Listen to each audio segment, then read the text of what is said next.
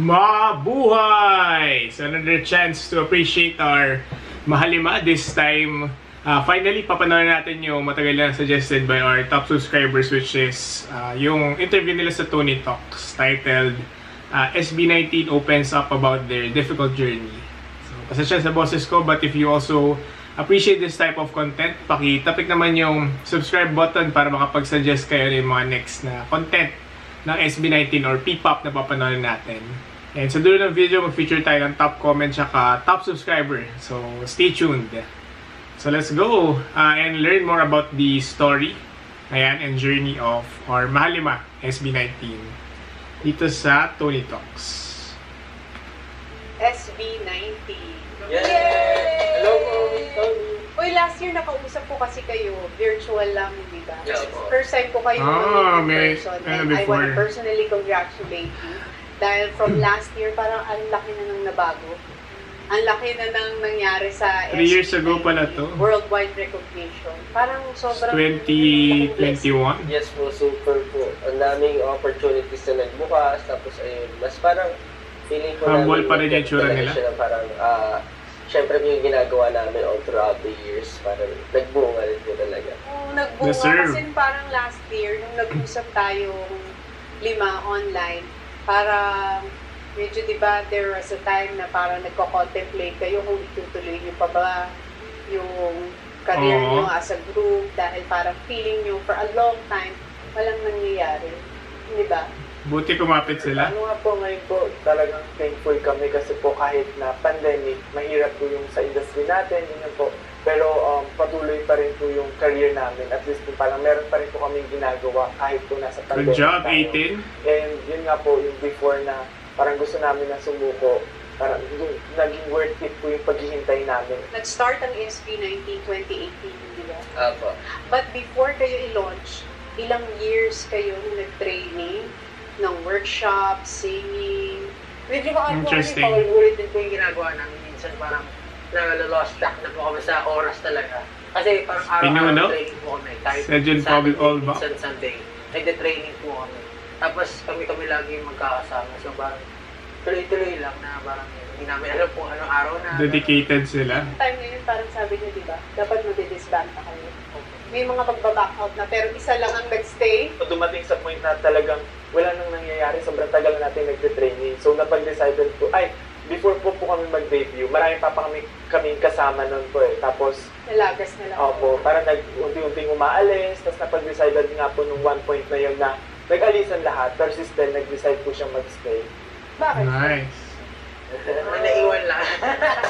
Kasi nung time po na yun talaga, parang nasa training ako, nakafocus po talaga ako doon, parang ito yung gusto kong gawin sa buhay ko, ito yung gusto kong ma-achieve. Tapos sobrang happy ko kasi sobrang dami kong kasama. Mix pa po kami nun eh, girls pa kami before. Kaya sobrang saya ko every time na magte-training. Kung kahit alam ko po na walang nangyayari, pero yung ginagawa po namin sama-sama, sobrang na-enjoy ko po yung working with them together. Kaya nyo gusto mag-quit nung time na yun kasi di ba parang it was 3-4 years of just training and you gave up so much. Yes. Di ba wala kayong sweldo noon, you gave up your careers. Wow. Ilan sa inyo yung call center agents? Ako po. Ako po nag-work din pero real estate po yung sa Diba? Real estate. You gave up your real jobs for a dream na hindi kayo sigurado nung time na yun. So parang sugal in reality, kapag reality check, ano bang pupuntahan ng buhay ko dito? Saka syempre yung para sa pangarap. nyo siguro, di ba, nagtataka, uy, ilang taon ka na dyan, parang hindi ka naman kumikita, di ba? Dapat po kasi talaga may backup plan kapag ano eh. Lalong-lalo na po, ang hirap po talaga ng buhay. Na parang 3 taon na nga po kami nagtitraining, tapos wala pa rin nangyayari. Mapapa-reality check ka talaga na parang, anong tama pa ba itong ginagawa ko? Tapos lahat ng tao sa paligid mo sinasabi, tigil mo na yan. Valid to. Wala ka naman nakukuha yun, wala ka naman napapala. Tapos may isip mo, napasok talaga sa isip mo, tama pa ba itong ginagawa ko? Tigil ko na kaya ito. Hindi naman po kasi lahat ng kumbaga tao pinalad din sa buhay. Parang katulad ko po na parang, syempre, nagtitraining po ako pero honestly wala akong makain sa araw-araw. Nangihingi ako ng pancake. Paulo, gano'n. Kakarinig lang natin ang silent cries. Wala siyang, hindi siya nakapagbaon, hindi rin ako kakain, parang gano'n. Parang gano'n yung buhay ko dati. Then yung nag-quit po Kudos kami, kay Pablo for sharing. Si Stel nag-stay, parang sharing your food. Building, sabi ko. Parang, yung decisions ko ba tama, gano'n. Talagang medyo nabagabag po ako, parang gusto ko agad bumalik kasi nga nag-stay system. Sabi niya, parang kasi kung naniniwala siya, ba't di ako maniwala? Parang gano'n. Inspirations, tell us itong career inspiration. na to, or itong ginagawa ko na to, sabi ko, marami na rin po ako na-invest. At parang gusto kong sayang din naman, chance. Kasi parang yun nga po, susukuan mo kung hindi mo bigyan ng chance. Hindi, parang, hindi mo mapatunayan sa sarili mo na na kaya mo gano'n Kumbaga yung mga bagay na itatry mo, sagarin mo na, kumbaga i-ano mo na, Bigay mo na lahat. Wise words. Sagarin mo na. Habang bata pa po, habang kaya pa ng, alam niyo po yun, kaya mo pa. Kasi in the future, what if, yun nga, mapunta ka kung saan, gano'n, wala ka ng chance gawin yung passion mo. Yun po yung Seize the moment. Paano pumasok pala si Ken sa grupo? That time po, nag-stop po ako yung study kasi po, ewan ko po ano pumasok sa isip ko. Sabi ko lang sa papa ko, gusto ko po magpahinga muna. Gut feel lang. Sabi ako, Parang college ka. kakaiba yung pahinga niya sa kapagod. Sige, pahinga ka muna, anak. Tapos, ito si Josh. Uy, architecture student ka, di ba? Yes po. Supposedly, Nakita natin. mag-aaral na pa ako kasi that was, ano ata yun? March or April. Marami yung talents So, magpapasok ka na rin po. Tapos bigla akong sinabi na ito na ganito daw. Sobrang na-intrigue ako sa, yun nga, may gagawin daw ang grupo na ito. Siyempre ako, gusto ko din po kasi dati po sumasayaw po ako, nagkakalaban po kami sa competition dati ni Josh, kami ni Lastel. And si Pablo din, kumakanta siya ng time na yun, sa competition din. So ayun, yung sinabihan ko lang po talaga, yung lola ko lang po yung nakakaalam. Tapos, wala ding pera doon. Sabi ko, paano ba to? So, sabi ko sa kanya, utang ka muna kaya. So, at ano talaga, wala talagang pera. So, si Josh yung sumagot muna ng nice. ko para makapunta dito. And, Nice one, Sob. ayun po, fortunately, natanggap talaga ako. And, Thank you for making Ken Philip possible. After nito kasi hindi sure Parang iniwan Possible part ng SB19. I mean. Wala, iniwan mo talaga. And sabi ko, magkano dala mong pera lang? Magkano dala mong pera lang? 1.5 ata. 1.5 ano ba sa Manila? Naligaw pa po siya. Naligaw pa po ako. Wala. 500 ang binayad niya po sa taxi na sobrang lapit lang nung binyahe. Hindi nga, naloko ka pa sa taxi. Naloko pa po ako sa taxi. Wala. Dito po ako. Tapos nandun lang pala ako. Sabi ko, dito lang ako dun Tapos bilang bakit inikot-ikot pa ako sa malayo. Tapos umating ng 500 yung pamasahe ko. Wala pong grabe yata nun. Pera ako nun. Wala lang. Tsaka yung po yung funny story ko kasi sa Cagayan ba yung flight niya? Pero sa ibang lugar siya nagpunta. Isang buwan. Bumiyahe pa po. Huh? 8 hours. Bakit ka naman nag-8 hours ka pumunta sa Sabi niya mo sa akin, sabi ko, tinanong ko siya, sakit, Cagayan ka, di ba? Oo, pre. Okay, sige. Dito ko na po siya ng Cagayan to Manila. Tapos sa Zamboanga pala siya. Sa lola po ako. So pumunta ko po kung Cagayan. Para Palayo 8 pa. hours din po yung bus trip ko nung grabe, sobrang layo. Grabe nakakapagod. Pero sulit naman. Yes, sulit naman po. Balikan they're natin yung here. taxi story kasi pinamenta niyo sa akin ito Ang ganda yung story na yun na sino yung nakasakay sa taxi tapos nag-play yung music ng SB19. Nakayaman naman. Di ba? Ba yan? Ganun ako pag ano po, mahilig po ako parang mag-check na. Naman yung driver. Kuya, kilala niyo po yung SB19. Ayan. Nakataxi ka nun. Dito sa pani mo. Sinto-sinto. Sabi, natawa ako sabi, alam mo sabi ng taxi driver, SB19, ay oo, kilala ko yung mga nagpipiling Koreano na sinto-sinto, mga Grabe. Sabi ng taxi sabi ng driver. taxi driver. Ano sabi? Sabi niyo yun. Ay oo, yung mga nagpipiling Koreano nga yung mga yun, sabi ko. Good sport naman sila. Nakakabwisit panoorin. Sabi ko. Pero hindi alam ng taxi driver. Hindi niya po alam. Pero feeling ko po nung bago kami bumay, parang nakakatulog na siya. Kasi po, biglang nagbago yung kwento niya. Pero idol na idol niya ng anak. Ako yung anak niya. Nagbago. 5 daw po yung anak niya. Kaya nga. Good job sa anak. Tapos alam niya po yung mga music namin. Wala Alam naman po sinasabi. Pili niya po yung music namin. Sabi niya, SB19, sige, pakinggan natin. Tapos inabot niya sa sige, i-search niya yung kanta ng SB19, inabot sa amin. Tapos namin isa namin performance na live. Tapos pinili yung alam. Pinili yung alam. Tapos, kumakanta kami sa likod, biglang binuksan yung ilaw, tapos natatanan niya yung mukha namin, tapos kami sa likod. Nagtatago kasi baka makilala kami. Ayaw na rin po namin na parang mga ma-recognize niya kami. Kasi parang baka Mapariyan ako sa sinabi. Awkward din, no? Pero ang dami nyo akong ganun salita nung simula kayo. Ay, sobra. Sabay-sabay. In unison. Sobra. Ibig sabihin nun, grabe talaga. Anong pinakamasakit na discouragement na Hindi nawawala yung mga haters mula eh. sa mga haters?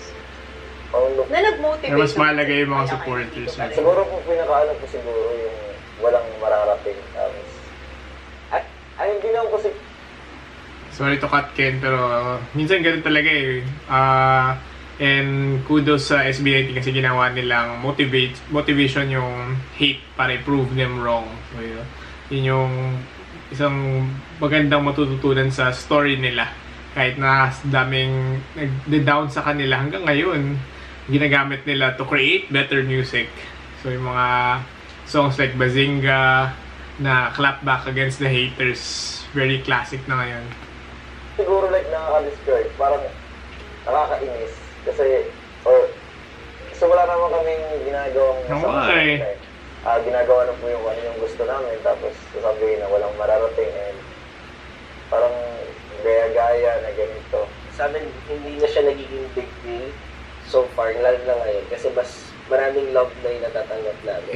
Lalo na from our fans. Mas malaga. Casual people din eh. Nakikita namin na-appreciate kami na parang tables have turned, gano'n. Yeah. Nung una nga po, parang yung mga nasa headline nun, Filipino-Korean, SB19. Pero nung nag-Delport po kami, proud to be Filipino.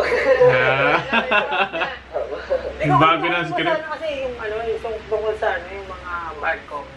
Parang nagulat lang po ako. Meron pong comment na one time, sobrang violent po na parang nakakabuisit yung dilawing buhok. Gusto niya daw kung parilin. What? Parilin ako. Ayun. Okay lang ito. So much hate in this world. Hindi nila deserve. Patayin sa inis, parang gano'n. Manakit kasi sobrang nakakainis daw kami. Pero parang, pag minsan na yung isipin yung mga haters, yung mga sinasabi nila sa inyo, hindi naman tungkol sa inyo, sa projection of how they feel and what they feel inside. They don't really hate you. They just really hate themselves. Kayo yung insecurity nila, tsaka yung hate nila sa mundo, napoproject nila sa inyo. Kasi nandiyan kayo, pinupursue yung dreams nyo, you're making a difference, hindi ba? You're doing something in your lives. Sa dami ng mga hate na receive nyo, nakarating kayo sa Billboard Music Awards. Grabe yun. Anong feeling nung nalaman nyo yun? Deserve. Kayo ang first eh! Billboard Music Awards! First yun! Ever! Parang di po to eh. Actually, just talaga. Nanalo naman sila sa Billboard, ano? Kasi nag-stream. Voting recently. Congratulations. Nag-stream ka! Tapos salita mo. Meron po kasang ginagawa, parang gaming stream po. Lalaro po kasi issue. Tapos ayun nga po, yung announcement na, sinabay ko na po, sabi ko, sige, patawarin ka na dito. Then ayun nga po. Very grateful siya eh. Nominated kami. So para sa akin po, talagang biggest achievement na po kasi namin yun eh. Tsaka yun nga po, naisip ko yung possibilities na lahat ng ginagawa namin. Kasi ang goal naman po talaga namin is to inspire people. Tapos yung, alam po yung matulungan din yung mga artists dito sa Philippines. At magbago siguro ng kahit pa paano. Kasi marami pong magagaling eh. Hindi sila madamot. Pero alam nyo si Justin kasi is an honor student.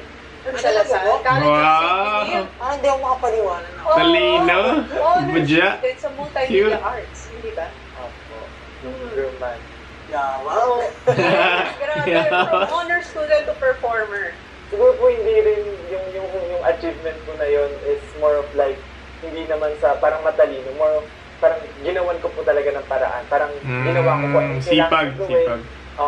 Naging masipag lang po siguro in a sense. Tas, ayun po. Relatable. Kasi diba, isipin mo, honor student ka, dapat hindi naman lahat lumaking genius. Pursue pa ng career dun sa natapos mo. Nag-breakdown yan, first time ko nakita Ba't ka nag-breakdown? Hindi po, kasi po, yun nga po, parang ang tagal na rin na walang nangyayari sa amin. Tapos po, kasi pinagsabay ko po yung studies ko and yung pag-aaral ko during that time. Tapos, after graduation, parang dapat ang pag-uusap namin ng parents ko talaga is mag-stop na ako sa training. Mag-work na po ako after graduation. Parang hobby ko lang talaga yung ginawa kong training. Pero since nga po kasama ko sila noon, parang ang dami na namin pinagdaanan, na naniniwala sila dun sa pupuntahan namin, nagpatuloy po ako. Sabi ko, pwede naman siguro magpahinga muna ako after graduation. Tapos hanggang sa nag-debut po kami, same year nung pagka-graduate ko po, nag-debut kami. Sakto. Pero after that, wala pa rin pong nangyayari. Hindi kayo napanghinaan doon? Sobra po. Yun po yung... Yun yung gusto mo na mag-quit? Opo. Parang after nun, ang marami po akong ginagawa. Actually, nagtitingin na po ako ng ibang audition sa ibang Parang iniisip ko po, kanino ako saan ako magtatrabaho. Naghahanap na rin po ako ng mga pwede kong applyan na work. Pero bakit ka next-pick sa SPJ? Yun nga po, parang lahat na pag-usapan namin na last na, mag-release tayo ng last song. Pag hindi talaga nag-work, wala pa rin nangyari, mag-stop na tayo. Tapos, ano yung yun po yung go up po. Yun po yung yun. So, for part 1, dun muna tayo hihinto. Let me know in the comments kung tapusin natin, tuloy natin part 2. And if we get enough comments as soon as possible, tutuloy natin for part 2. Yung mga ibang details here na feature sa stories ni Casual Chuck, pero great pa rin to hear them from the boys themselves. Nakaka-inspire lagi talaga marinig yung mga pinagdaanan nila and their very grateful mindset, very generous mindset. Kita nyo, hindi nila sinosolo lahat ng fame. Gusto nilang i-share sa buong Pilipinas. So yan, so sana maging open din other fandoms to that. Ayan, so as usual, top comment and tantaranan, top subscriber, congratulations. Yung next suggestion mo, paprioritize natin sa mga next batches ng reaction videos natin. So always a great time learning about the story of our Mahalima. #PPopRice. Kita-kita.